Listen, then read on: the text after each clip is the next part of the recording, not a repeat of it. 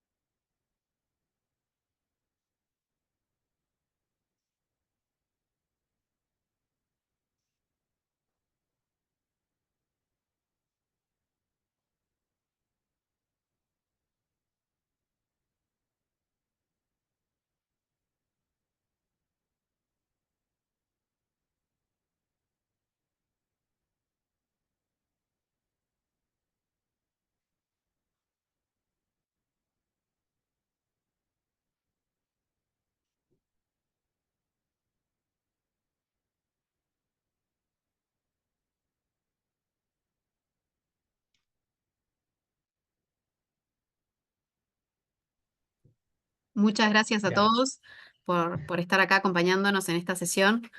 Les comento un poco cómo nos vamos a organizar. Primero vamos a darle espacio a Alejandro, que va a hacer su exposición sobre renta variable. Luego, para todos aquellos que nos han pedido ver un poco de la práctica de lo que tanto Alejandro nos va explicando, vamos a hacer una sesión práctica dentro de la plataforma para mostrar un poco cómo operar o cómo llegar a acceder a las acciones, que es lo que va a hablar él. Así que, sin más, Alejandro, te doy la bienvenida, te agradezco nuevamente esta instancia y lo dejo en tus manos para avanzar. Gracias. buenísimo. Muchísimas gracias, Tania. ¿Puedes confirmar nada más que me escucho? Perfecto. Venga, tuvimos por ahí unos problemas de audio en nuestra También sesión de aclarar de prueba. que si durante la charla tienen alguna duda o pregunta, pueden Por hacerlo favor. levantando la mano y bueno, vamos respondiendo durante o al final. Buenísimo. Muchísimas gracias, Tania. Muchísimas gracias a todos ustedes que están aquí con nosotros, acompañándonos en esta tarde de miércoles. Como bien nos platicaba Tania, este es el tercer módulo de esta serie de cursos que hemos estado haciendo. Si pudieran permitirme una muy breve recapitulación, en el primer curso hablamos de macroeconomía para darnos una perspectiva más amplia de cómo funciona la economía en su conjunto. Hablábamos de que uno de los componentes más principales de una economía es la inversión, ¿sí? Y cuando hablamos de inversiones, estamos hablando del sector financiero. El sector financiero tiene dos clases de activos o dos categorías o dos tipos de instrumentos fundamentales. Segunda clase, hablamos de instrumentos de deuda, bonos o renta fija, que sería una de esas clases de activos. El día de hoy culminamos esta serie de tres pláticas hablando de la contraparte de estos instrumentos, hablando de la renta variable o lo que se conoce coloquialmente como una acción. Entonces, después del día de hoy, ya vas a tener una muy buena comprensión de cómo funciona la economía y de cuáles son esas dos clases de activos principales que tienes como opción para poder comenzar a invertir si es que así lo deseas. Pues bien, permíteme comenzar compartiendo contigo tres razones o fundamentos por los cuales debemos de considerar incorporar acciones o renta variable dentro de nuestro portafolio de inversión. En una primera instancia, la renta variable, en comparación con su contraparte de renta fija, nos ofrece rendimientos históricos mucho más altos. Y por ende, este primer factor nos lleva también al segundo beneficio, que es que estos rendimientos históricos más altos nos protegen contra el efecto inflacionario, ¿sí? La erosión del valor del dinero sobre el tiempo. Y finalmente, tenemos lo que se conocen como dividendos. Al igual que la renta fija te hace un pago de cupón o te hace un pago de un rendimiento periódico, la renta variable también en algunas instancias puede ofrecer un pago de dividendos, es decir, un reparto de las ganancias de la empresa.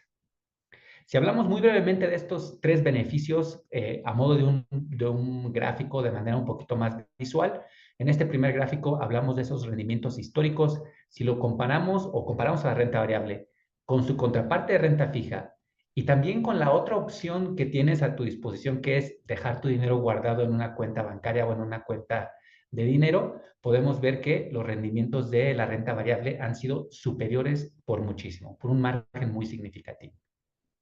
Y por ende también estos rendimientos históricos más altos nos protegen contra el efecto inflacionario. Si consideramos que la inflación en Estados Unidos del 1999 al 2022 oscilaba alrededor del 2.53%, estos rendimientos que podemos ver aquí en pantalla en renta variable nos ofrecen esa cobertura contra la inflación.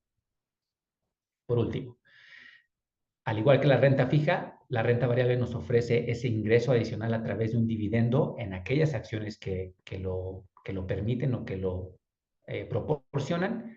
Y podemos ver este comparativo entre los ingresos que nos da la renta fija, que lo vemos aquí en el gráfico en la línea azul, y podemos ver que estos ingresos tienden a fluctuar con base en las condiciones del mercado o las tasas de interés que predominen en el mercado en ese momento. Por el contrario, podemos ver que el pago de dividendos en la renta variable es un poquito más consistente y realmente no tiene estas fluctuaciones derivadas de la volatilidad de los mercados. Venga, aquí estamos apuntando con la última sesión de este primer bloque de cursos que estamos ofreciendo. En una primera instancia vamos a definir algunos conceptos muy básicos y alguna terminología asociada con la renta variable. De ahí vamos a identificar aquellos instrumentos que podemos utilizar para poder acceder a la renta variable y por ahí nuestros buenos amigos de Gletir, Corredor de Bolsa, nos van a estar enseñando al final de esta sesión cómo ingresar en su plataforma para poder adquirir o empezar a invertir en alguno de estos instrumentos. En tercero, vamos a diferenciar entre los diferentes análisis que tenemos a nuestra disposición para identificar una oportunidad de inversión. Esto lo vamos a detallar un poquito más adelante.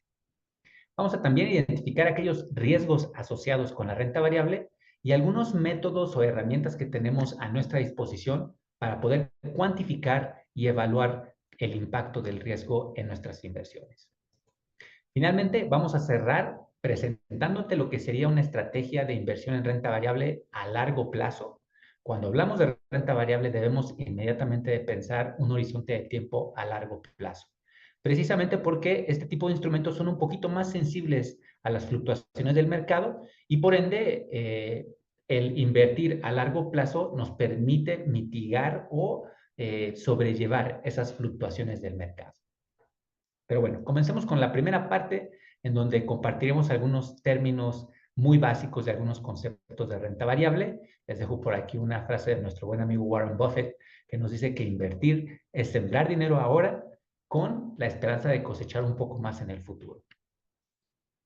Venga, definamos y partamos de cero qué es la renta variable o qué es una acción. Si bien recuerdas, cuando hablamos de la renta fija o la deuda, estábamos hablando de contratos de deuda entre el emisor, el que recibe el dinero, y tú como inversionista o el que presta el dinero.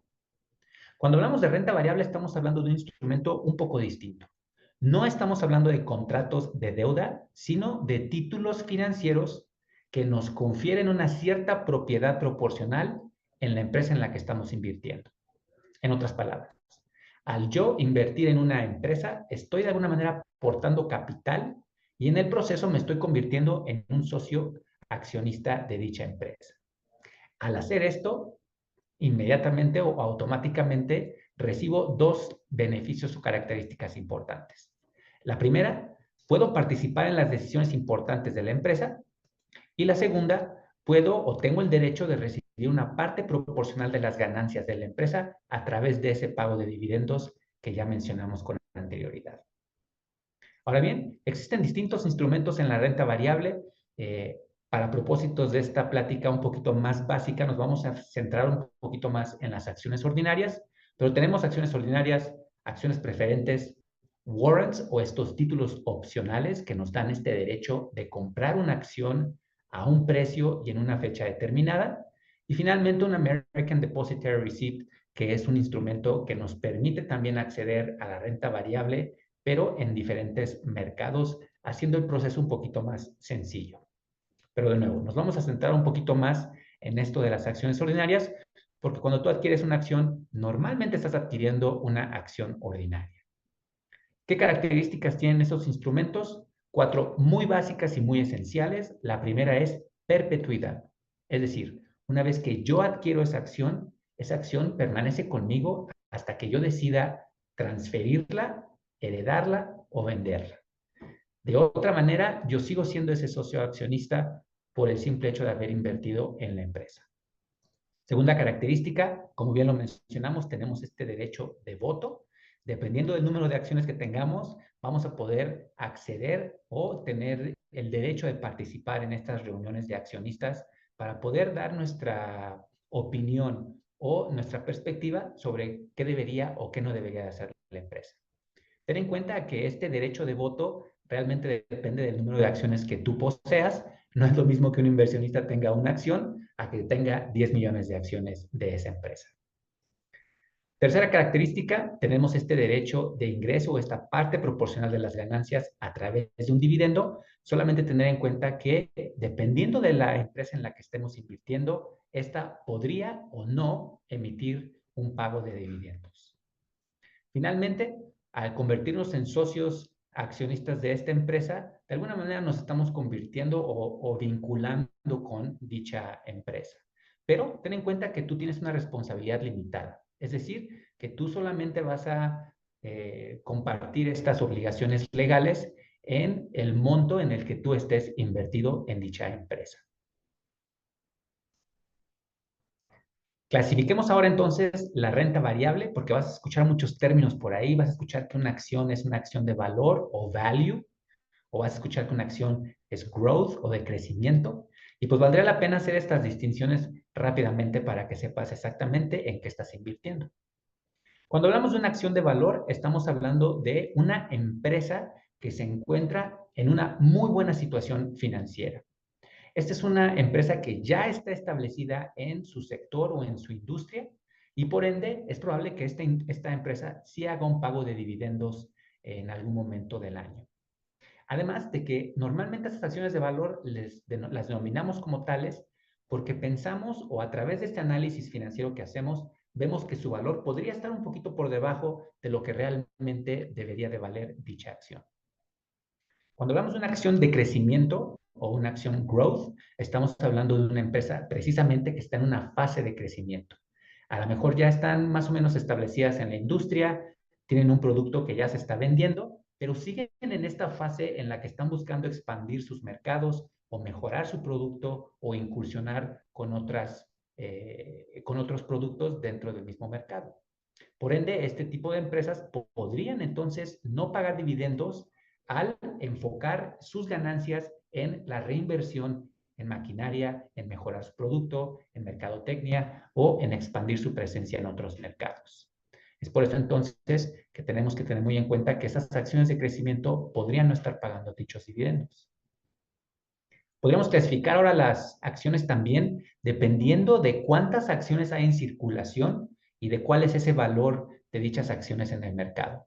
A esto le llamamos capitalización.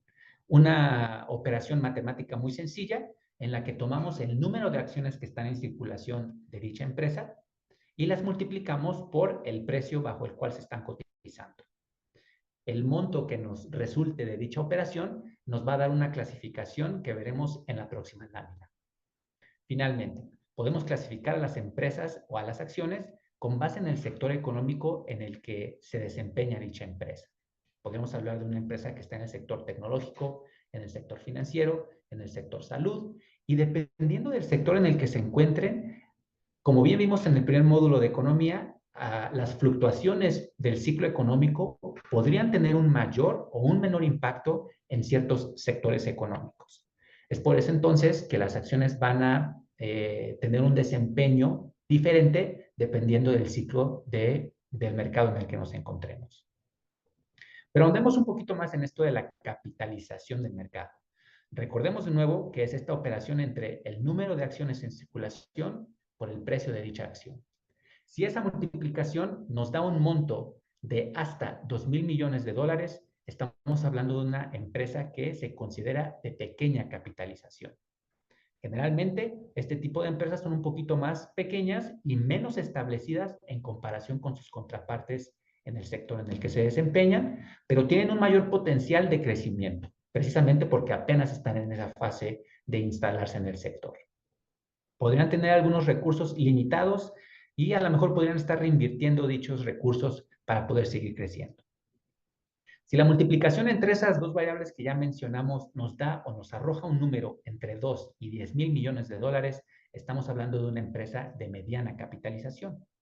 Precisamente una empresa que se encuentra en el punto medio entre una de pequeña y gran capitalización, pero ya están un poquito más establecidas en su mercado, tener un historial ya muy bueno de desempeño, además de tener este potencial de crecimiento también dentro de la misma empresa. Finalmente, si esa operación nos arroja un número mayor a 10 mil millones de dólares, estamos hablando de una empresa de mayor o de gran capitalización, un líder ya establecido en su industria, ya tienen muy buenos flujos de caja, operaciones que se realizan de manera eficaz, que están generando muy buenos resultados y por ende, este tipo de empresas sí podrían estar haciendo ese pago de dividendos de manera periódica. De nuevo, empresas más estables en comparación con las otras dos clasificaciones que ya vimos. Ahora bien, echemos un vistazo a cómo se ve el mercado de capitales o el mercado accionario a nivel global. Y como bien lo sabemos, no es ninguna sorpresa que la mayor proporción de empresas que cotizan en los mercados internacionales son empresas americanas. 47% de la capitalización mundial pertenece a dicho país. En segunda instancia, estamos hablando de la región de Asia, sin contar a Japón, con un 23%. En tercer lugar, viene la región europea con un 15% de la capitalización global.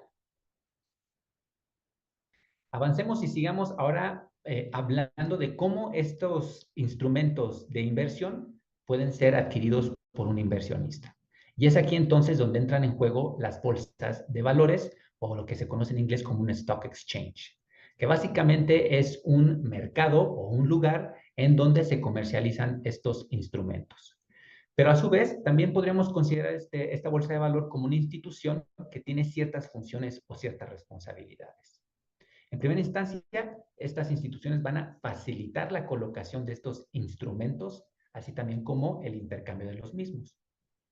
Van a contribuir también al al establecimiento de los precios de estos valores para que puedan ser comercializados en estos mercados, además de que nos van a proporcionar liquidez a los mercados a través de un mercado secundario. Si bien recuerdas, en nuestro segundo módulo de deuda, hablábamos que tú puedes adquirir un instrumento en una primera instancia por parte del emisor en un mercado primario. Y si yo decido no retener dicho instrumento hasta su vencimiento, puedo negociarlo en un mercado secundario. Una dinámica bastante similar también en el mercado accionario.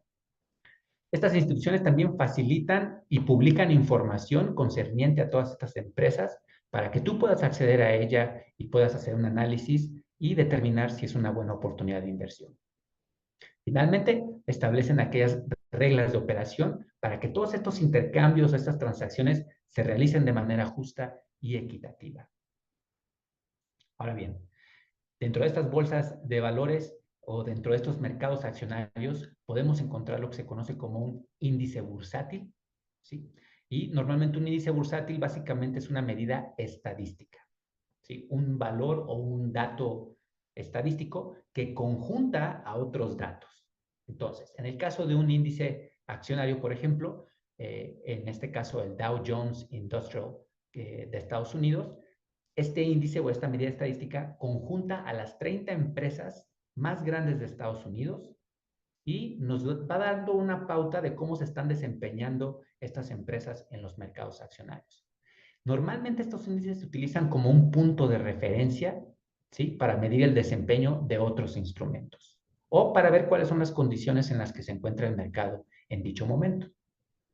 Si hablamos de otro índice un poquito más importante o más conocido, sería el Nasdaq Composite, que estamos hablando aquí de las 3,000 empresas, bueno, un poquito más de 3,000 empresas del sector tecnológico de los mercados tecnológicos en todo el mundo.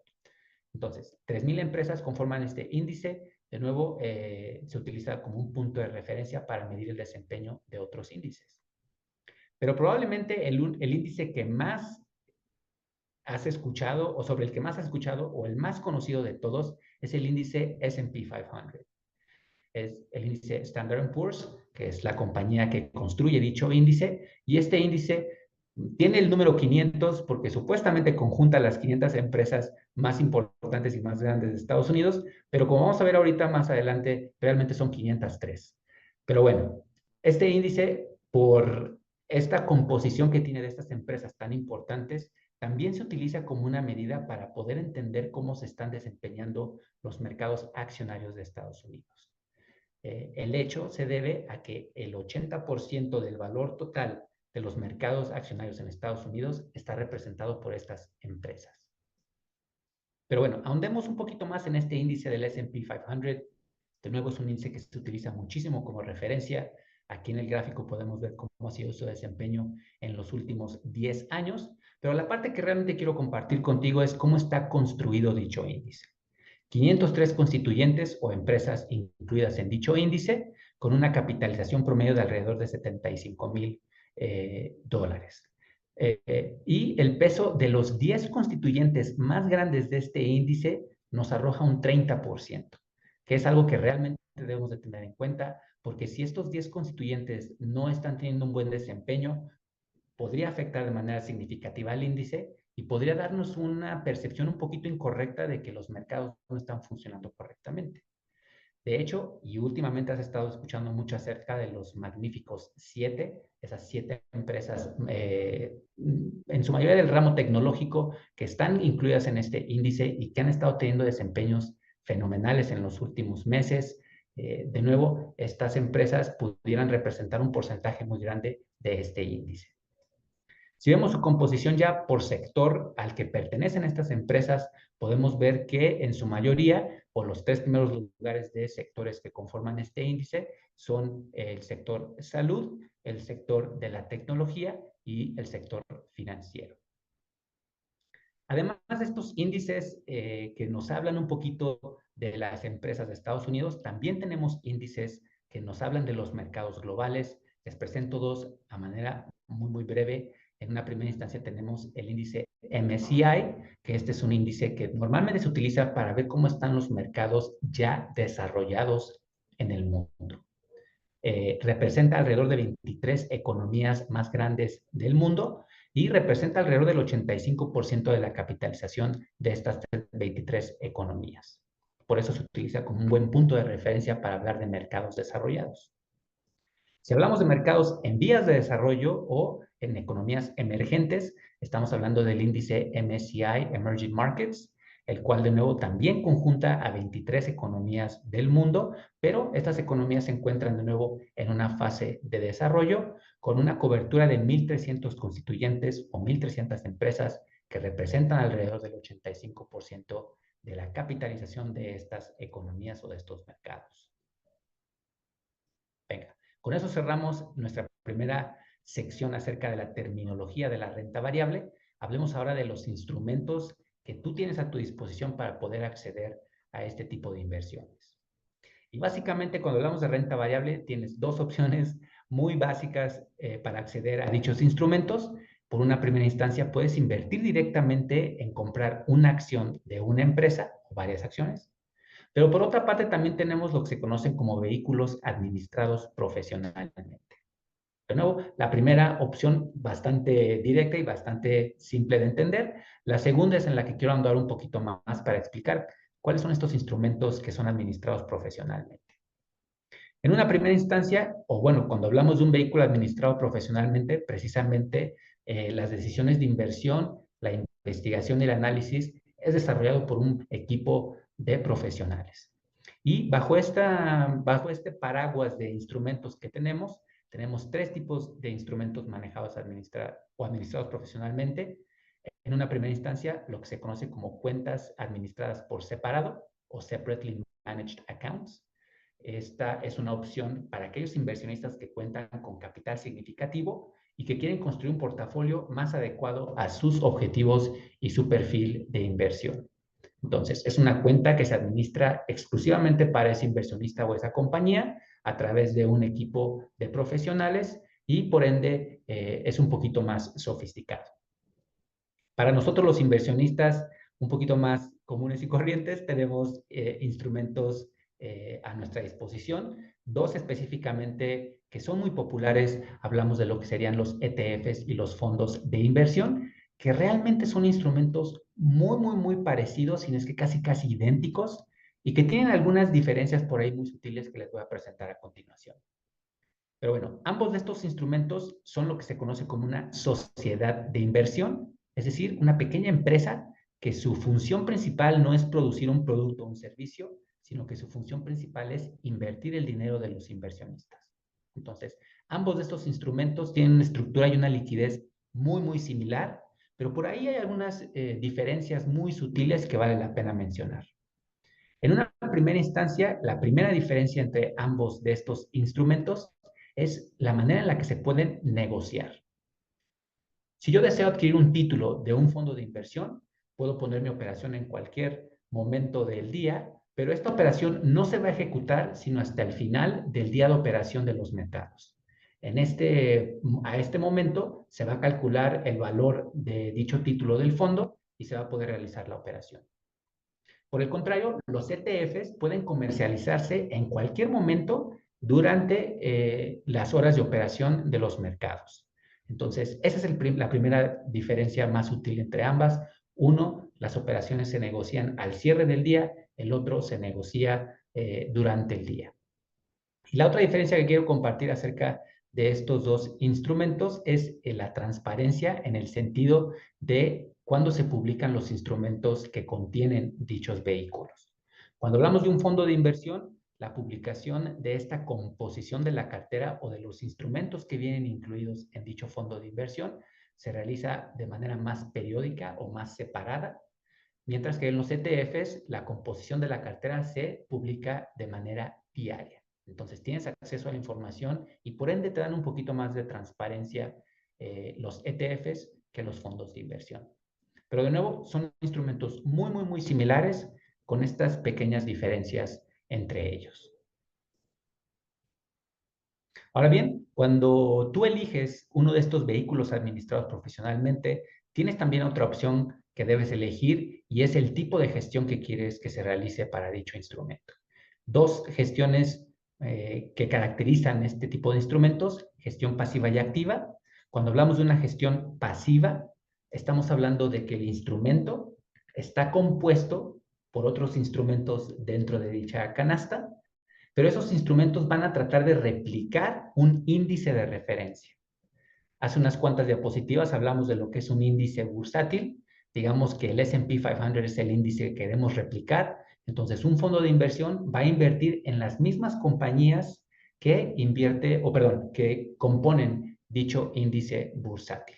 Y entonces, básicamente, es una gestión pasiva porque no tenemos que estar comprando y vendiendo acciones para componer nuestro portafolio, sino que nuestro portafolio va a replicar casi lo que está haciendo el índice de referencia. Por el contrario, cuando hablamos de una gestión activa, estamos hablando de que el administrador va a estar activamente administrando el portafolio de tal manera que supere los rendimientos del índice al que está tratando de replicar, al índice que tiene de referencia. Entonces, en una gestión pasiva, el objetivo principal del administrador, de nuevo, es replicar el índice y hacer que la diferencia entre los rendimientos del índice y el rendimiento del portafolio sea la menor posible. Minimizar el error de seguimiento o el tracking error. Entonces, en la gestión pasiva, lo que buscamos es identificar el índice de referencia y que la gestión entonces supere a dicho índice en rendimientos en la medida de lo posible. A eso le llamamos nosotros generar alfa o una medida de rendimiento adicional. Objetivo principal de la gestión pasiva entonces es minimizar ese error de seguimiento. En la gestión activa queremos superar al índice para poder generar ese alfa. A manera muy breve, ¿cuáles son estas diferencias entre la gestión activa y pasiva? Cuando hablamos de los mercados, si tenemos nosotros un mercado que es ineficiente, ¿sí?, entonces probablemente seleccionemos una gestión activa. ¿Por qué? Porque entonces el administrador va a poder capturar dichas ineficiencias para poder generar alfa. Por el contrario, si tenemos un mercado que ya es eficiente, probablemente optemos por una gestión pasiva para poder nada más replicar el mercado y poder entonces tratar de minimizar ese error de seguimiento. En la gestión activa, nuestra convicción es en la capacidad y el potencial de dicho administrador para poder generar rendimientos superiores. En la gestión pasiva realmente lo que buscamos es diversificar y no hacer muchas operaciones o transacciones de compra y venta. Los riesgos se pueden mitigar un poquito de mejor manera en una gestión activa, porque realmente estamos moviendo la composición de la cartera precisamente para responder a cualquier riesgo que se pueda detectar. En la gestión pasiva realmente tratamos de mitigar los riesgos haciendo esa diversificación e invirtiendo como invierte el índice. Finalmente, cuando hablamos de costos, la gestión activa es un poquito más elevada precisamente por todas esas transacciones o esas acciones que se deben realizar para poder generar un rendimiento adicional, mientras que la gestión pasiva normalmente tiene un costo un poco inferior, precisamente porque realmente no hay mucha necesidad de realizar muchas operaciones. Venga, cerramos nuestra segunda sección para entrar a la tercera, análisis financiero. ¿Por qué queremos hablar de análisis financiero?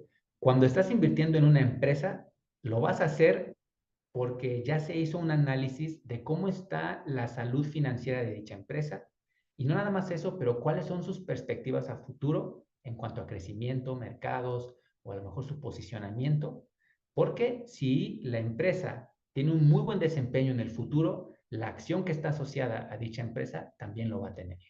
Entonces, con el análisis financiero lo que nosotros buscamos es realmente profundizar en cómo está compuesta o cuáles son las perspectivas de la empresa para poder identificar si es una buena opción de inversión. Entonces, cuando hablamos del análisis de información financiera, básicamente es un proceso en el que revisamos los estados financieros o todos los documentos financieros de la empresa o relacionado con un proyecto de la misma. Y el objetivo es básicamente entender cuál es esa situación financiera para poder de alguna manera determinar ese potencial de rendimiento futuro que nos podría ofrecer la acción.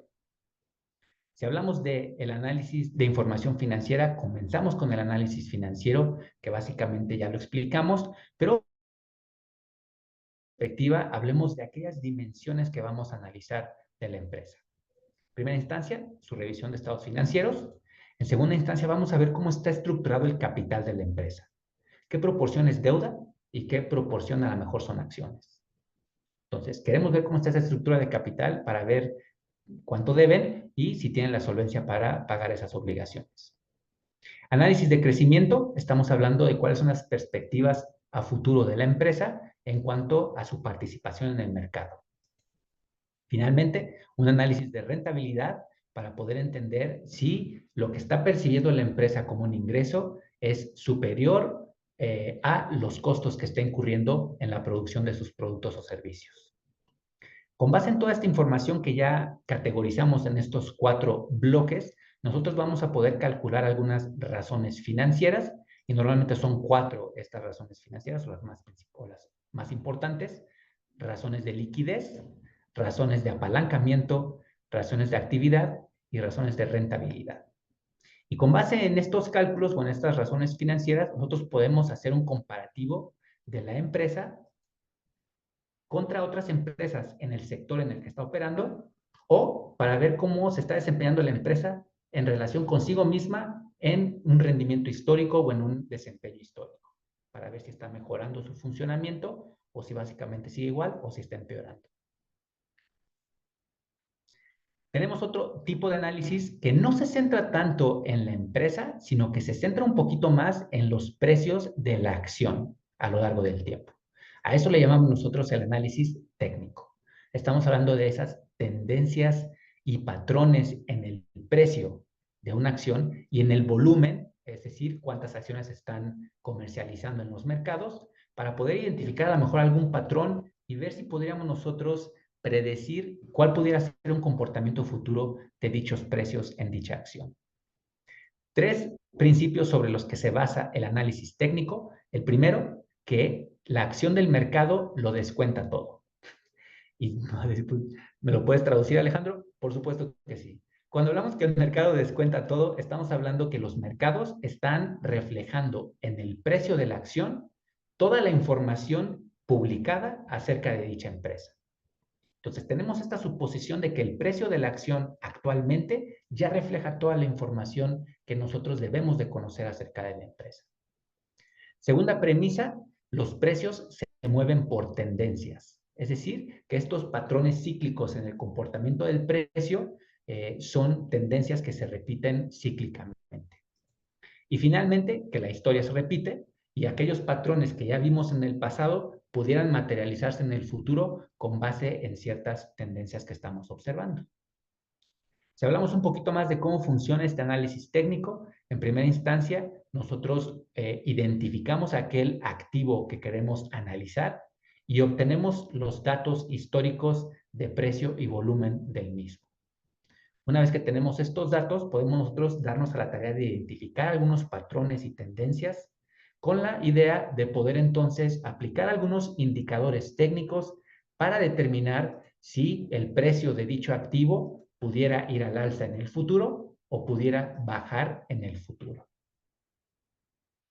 Último tipo de análisis, un poquito más profundo, lo llamamos análisis fundamental, y como puedes ver en el gráfico tenemos a la empresa en el centro de dicho análisis, y lo que vamos a hacer es, vamos a realizar un análisis en dos áreas o en dos sectores de la empresa.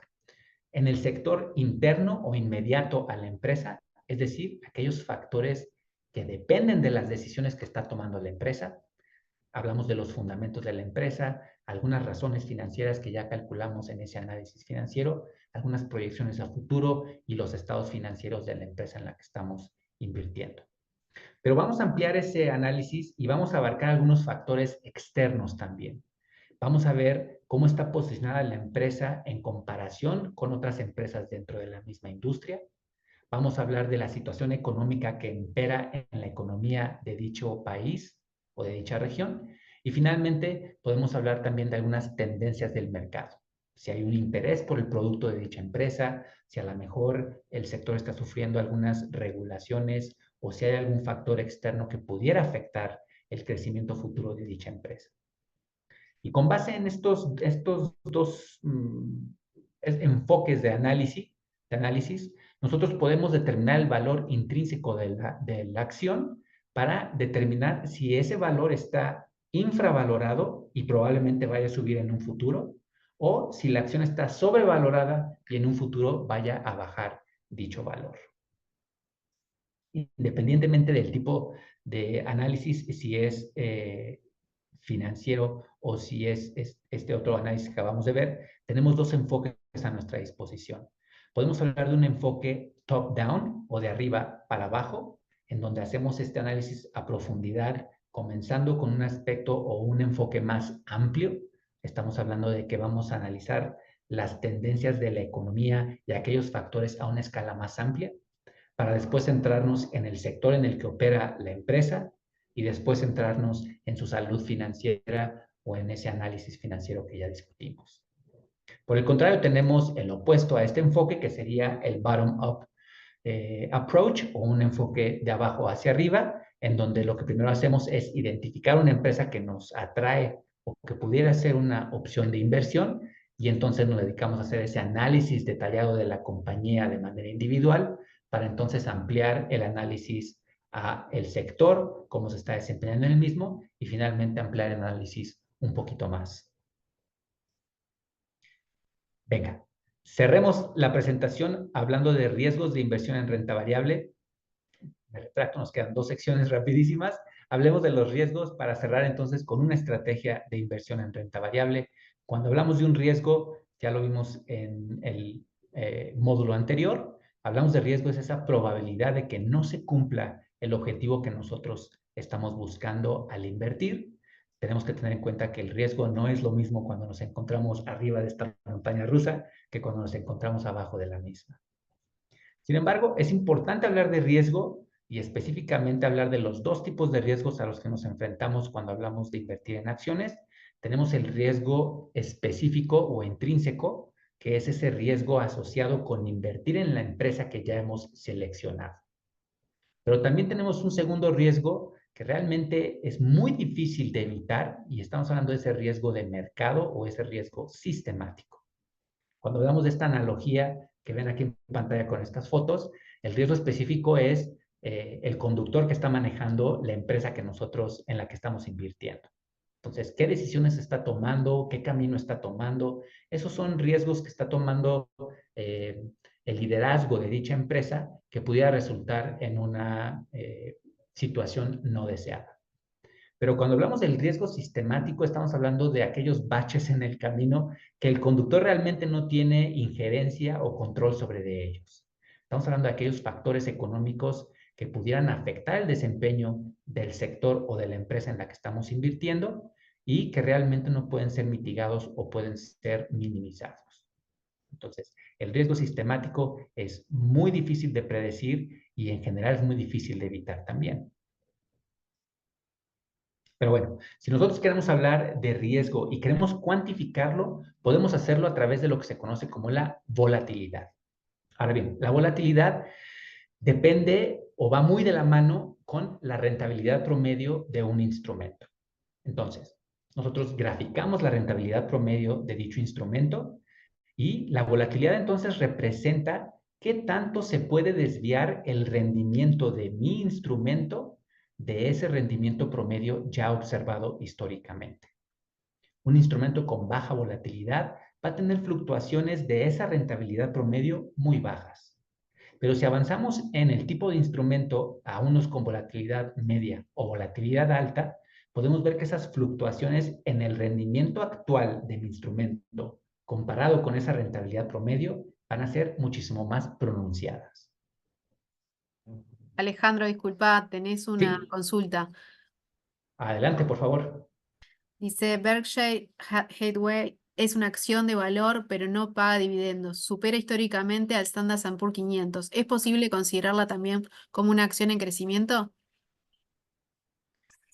Al ser una empresa ya establecida en su mercado y ya tener una presencia en dicho sector, es considerada como una acción de valor. Crecimiento realmente estamos hablando de empresas que están apenas en esa fase de establecerse dentro del sector en el que se encuentran. Entonces, una acción no puede ser ambas, no puede ser de crecimiento y no puede ser de valor. Tiene que adquirir nada más una connotación u otra. Perfecto, muchas gracias. Venga, continuemos. Hablando de volatilidad, ¿cómo podemos nosotros entender un poquito más visual o gráficamente esto de la volatilidad? Hagámoslo a través de la desviación estándar, que normalmente es la medida que utilizamos para poder medir nosotros la volatilidad. Entonces, tenemos nosotros que la rentabilidad y la volatilidad van de la mano. Tú vas a ver en algún documento de información de un instrumento de inversión que te va a decir cuál es el rendimiento promedio y cuál es la volatilidad. En este caso tenemos un instrumento que nos da un rendimiento promedio del 8% y una volatilidad del 10%. ¿Qué significa eso? Graficamos nosotros nuestra curva de campana. En medio de dicha curva ponemos nosotros lo que sería el rendimiento promedio de ese 8%. Y cuando hablamos de ese 10% de volatilidad, estamos hablando de que existe un 68% de probabilidades de que nuestro rendimiento actual caiga una desviación estándar de ese rendimiento promedio. Es decir, 10% por encima de ese 8% o 10% por abajo de ese 8%. Vemos aquí en pantalla que entonces el rendimiento anual pudiera ser de un -2 o de un 18%. Si aumentamos ese nivel de confianza a un 95%, entonces el rendimiento actual va a caer en 2 desviaciones estándar de esa rentabilidad promedio. Es decir, un 20% por arriba o un 20% por abajo de ese rendimiento promedio. Y si queremos llevarlo a un nivel de confianza del 99%, es muy probable que nuestro rendimiento actual caiga 3 desviaciones estándar por encima o por debajo de esa rentabilidad promedio, de un 38 a un -22%. Recordemos de nuevo que las acciones son un poquito más volátiles, ¿sí? Y por ende, cuando incurrimos un mayor riesgo, si recordamos a nuestro buen amigo Harry Markowitz, tenemos también un rendimiento potencial más alto. Finalmente, para hablar de la volatilidad de los mercados, también tenemos una medida que se conoce como el índice de volatilidad de los mercados o el VIX, VIX, y este nos habla de cómo los inversionistas están percibiendo las condiciones del mercado actual. Ahora, este índice puede recibir un valor de entre 0 y más arriba de dicho número, y dependiendo del rango en el que caiga, vamos a poder tener una aproximación a cómo se están sintiendo los inversionistas con las condiciones actuales de los mercados. Si ese valor del VIX está del 0 a 15 puntos, estamos hablando de que la volatilidad es muy baja. Arriba de 15 y a 20 estamos hablando moderada, y de 20 para arriba estamos hablando de medio a muy alto. Creo que la última medición de este índice VIX estaba por ahí del 13.8%, un dato que nos habla de una volatilidad o una percepción de volatilidad en los mercados baja. Ahora bien, ¿cómo mitigamos el riesgo? 3 maneras. La primera, vamos a hablar ahorita de ella un poquito más adelante, la diversificación. Vamos a invertir a largo plazo para poder mitigar esas fluctuaciones del mercado, y que también realizamos ese análisis financiero para determinar la salud o los prospectos de dicha empresa. Esas son las 3 maneras más importantes que podemos utilizar para mitigar esos riesgos. Pero de nuevo recordar que por más que hagamos una muy buena chamba tratando de mitigar los riesgos, estos pudieran ser impredecibles, y específicamente el riesgo de mercado o el riesgo sistemático pudiera tener una injerencia en los resultados de nuestras inversiones. Venga, cerremos en los próximos 5 minutos con una estrategia de inversión en renta variable. Primero tenemos que hablar de correlación, y cuando hablamos de correlación estamos hablando de tomamos 2 instrumentos y vemos cuál es esa relación que existe entre ellos. Es una medida estadística que nos dice si uno de estos instrumentos tiene un buen desempeño, ¿qué va a pasar con el otro?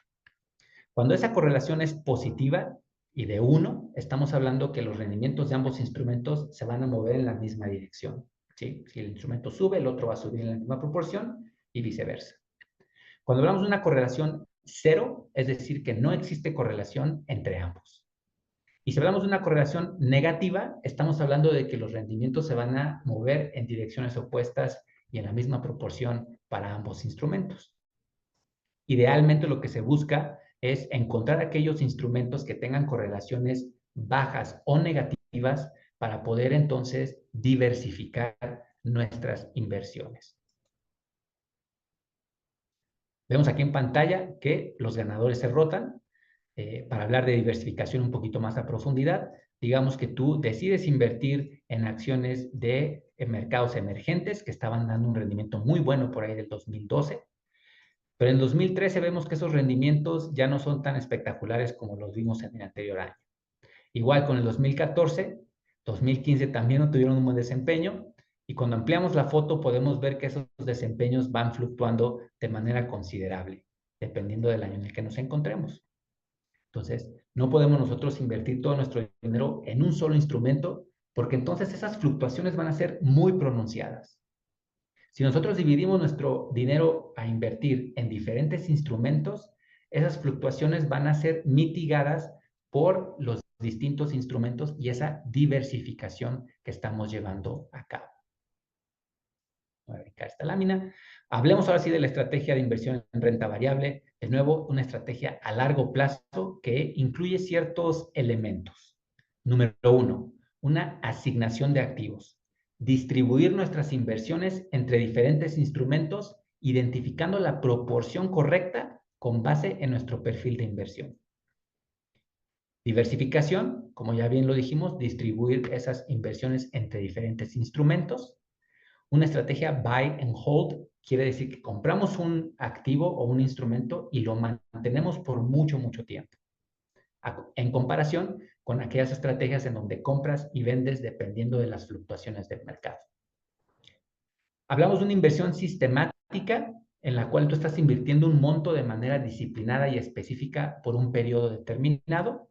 Y finalmente, un rebalanceo, es decir, volver a esa asignación inicial y mover un poquito las proporciones para adecuarnos al perfil del inversionista. ¿Cómo se ven estas estrategias ya de una manera más práctica? Digamos que mi objetivo es jubilarme en una playa de Tailandia, tomándome un margarita o un daiquiri. Y entonces lo que voy a hacer en primera instancia es trabajar con un asesor financiero o con un profesional financiero para identificar mi perfil de inversión Y con base en ese perfil de inversión, determinar esa asignación de activos, diversificando nuestras inversiones y comprando los valores que vamos a componer en nuestra cartera. Sistemáticamente vamos a estar invirtiendo un monto cada mes para poder seguir alimentando dicho portafolio de inversión hasta llegar a nuestro primer benchmark o nuestro primer punto de análisis. Vamos a hacer un rebalanceo de nuestro portafolio para asegurarnos de que las asignaciones o las ponderaciones en cada instrumento sigan siendo adecuadas para mi objetivo de inversión. Una vez hecho ese rebalanceo, regreso a mi inversión sistemática de manera periódica hasta que llegue el segundo, tercero, cuarto, quinto y n número de rebalanceos para que finalmente en el tiempo que ya hemos determinado yo pueda llegar a ese objetivo de inversión de jubilarme en Tailandia. Les mandaré fotos una vez que ya esté por allá, esperando que mi estrategia de inversión esté funcionando correctamente. Pero bueno, cerremos ahora sí esta presentación para darle un espacio a nuestros amigos de Gletir para que les expliquen un poquito cómo pueden invertir con ellos. Si hacemos un resumen muy breve, renta variable ofrece 3 beneficios: esos rendimientos históricos más elevados, protección contra la inflación y ese pago de dividendos.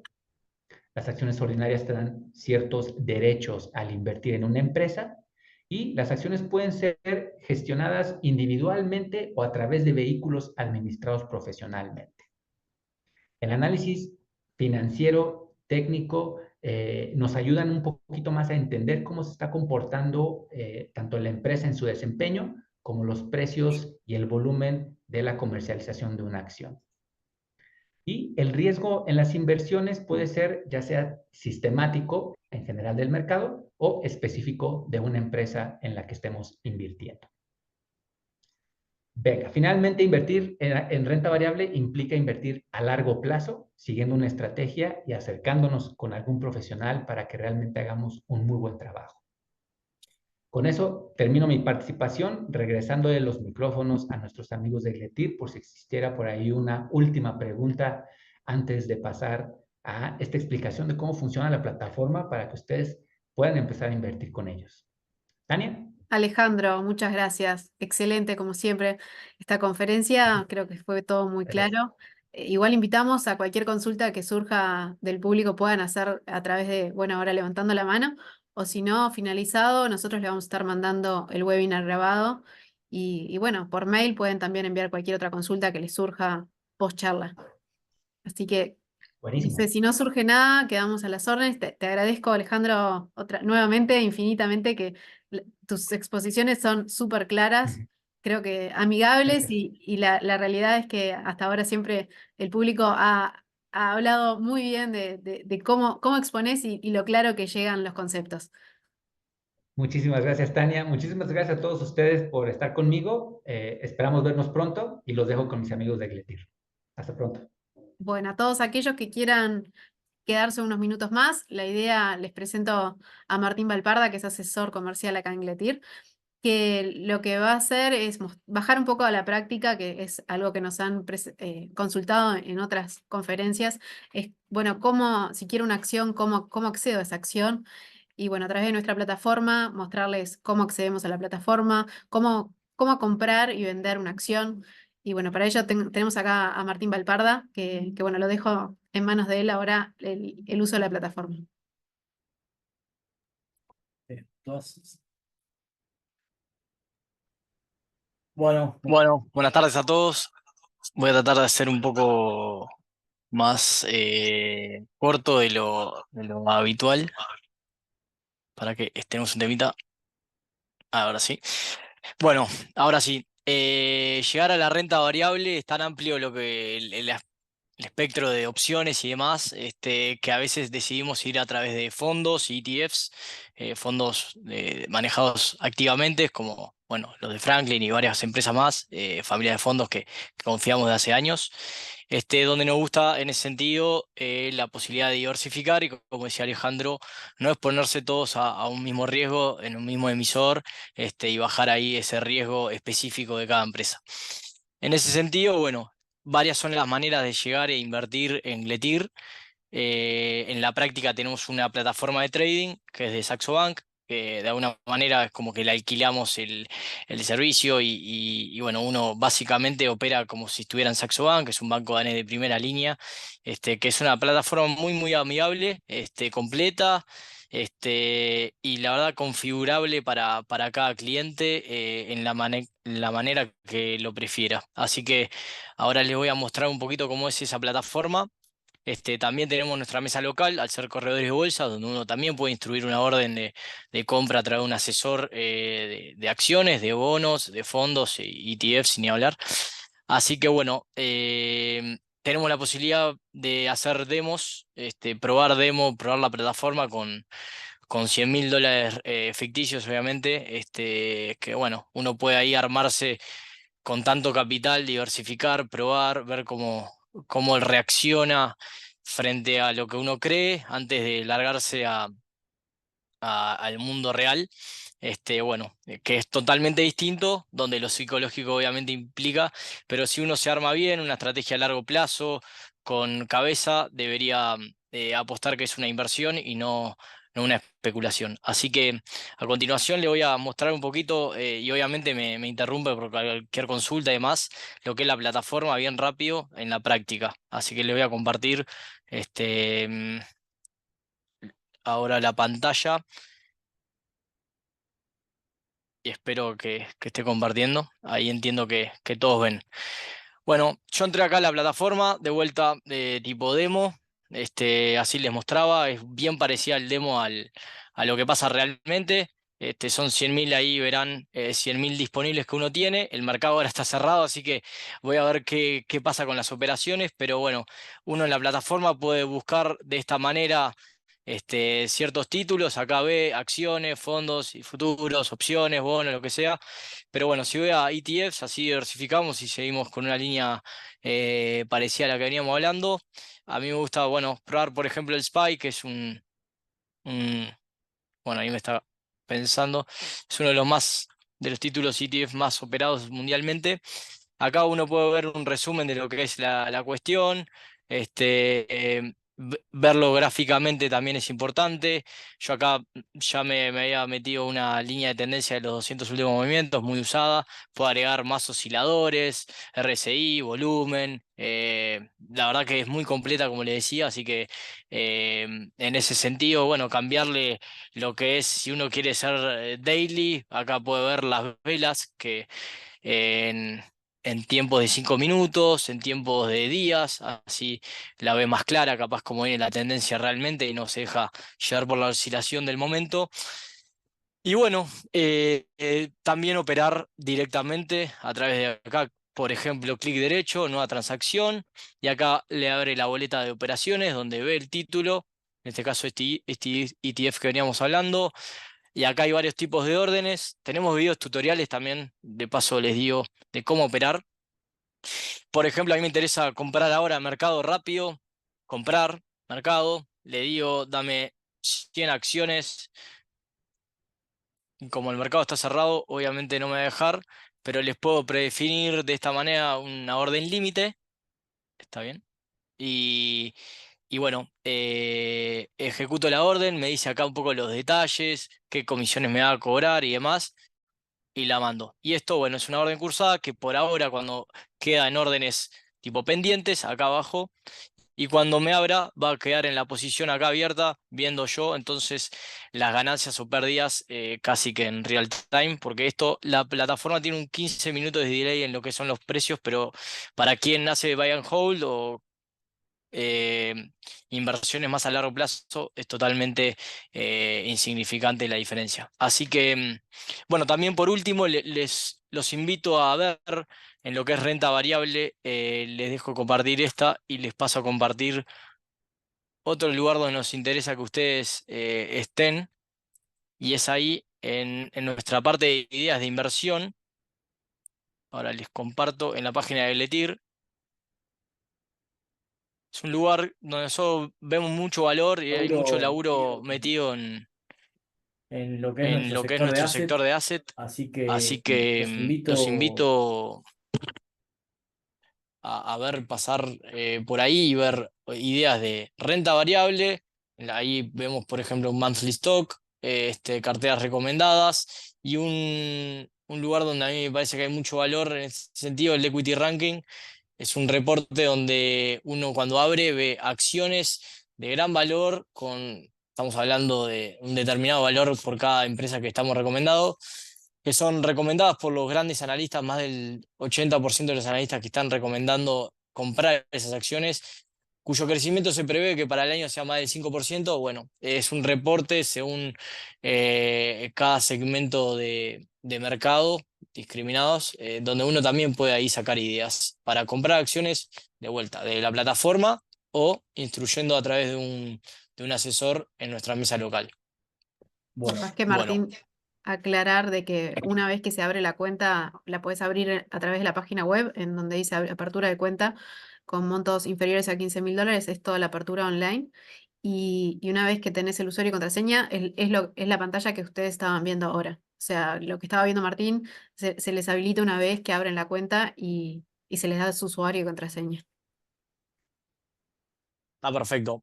Sí, así es Gletir Global, en ese sentido es el término que usamos internamente para la plataforma de trading. Es un lugar más de Gletir, que incorporamos hace 3 años, para bueno, darle opción a más que nada a los jóvenes que les gusta operar directamente en el mercado, tener su fuente de información, no hablar con mucha gente. Así que ese es el lugar, Gletir Global, más allá de todo lo que pasa y lo que históricamente hacemos, de invertir en otros productos. Voy a las preguntas. Había una duda. Bueno, esto no es tanto de renta variable, sino es un tema una duda sobre cómo heredar una cuenta y demás. ¿Qué pasa si uno lamentablemente fallece o algo? Le queda al hijo. Bueno, ahí es un poco distinto a lo que venimos hablando, pero bueno, depende de cómo hayan configurado la cuenta, si tienen cotitulares o si no, no hay nadie como cotitular, un régimen general de sucesión. Y después, bueno, de las carteras recomendados, sí, es el mismo lugar donde estábamos hablando ahí en ideas de inversión, está bien la pregunta, donde uno puede sacar ideas según su perfil, si es conservador, moderado, más especulativo, más agresivo, en el que surge de vuelta el sector de nuestro de asset, que pone de alguna manera un par de ideas para invertir de manera diversificada, más que nada a través de fondos y bonos en distintas alternativas para que, bueno, dejarlas a largo plazo, hasta que sean reclasificadas, rebalanceadas, por algún motivo especial. Así que entiendo, no hay más preguntas. Si tienen alguna pregunta más, me la dicen ahora, o si no, como siempre, estamos abiertos por canal WhatsApp, canal de email soporte@letir.com para cualquier consulta, o si no, envíenselas a su asesor que tienen de confianza en Letir.